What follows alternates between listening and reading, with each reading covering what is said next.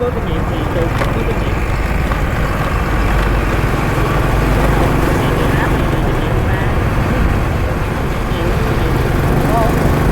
Chạy nhiều thì mới biết chỗ nào có khách, chỗ nào không có khách.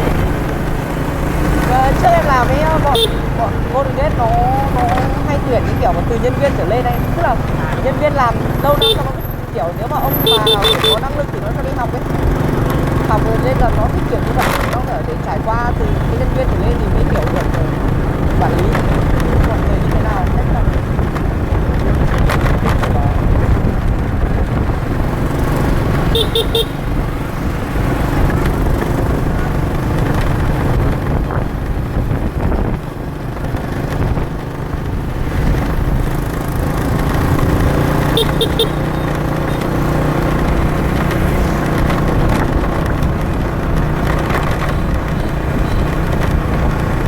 Em học công nghệ thông tin nhưng mà em cũng thật luôn sau này em vào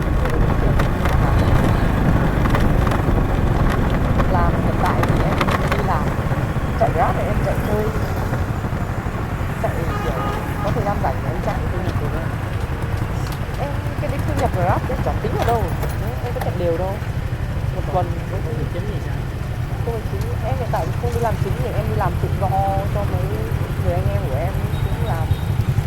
Em làm việc này đều lắm, cái gì em làm việc.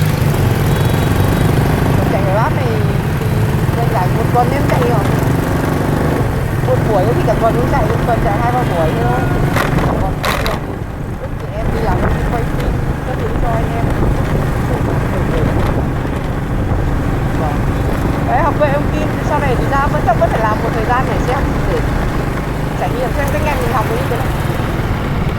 Ra đây được đây à? Anh sang đây à?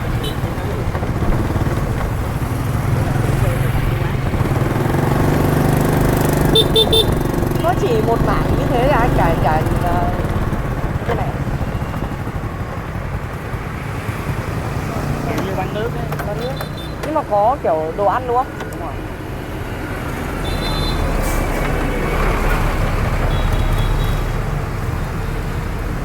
Đó là 39.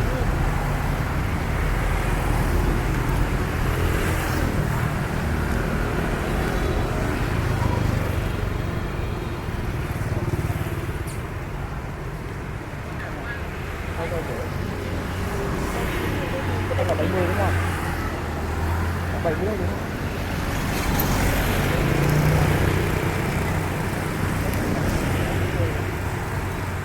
Ra một đống cái lọ cho đưa việc to.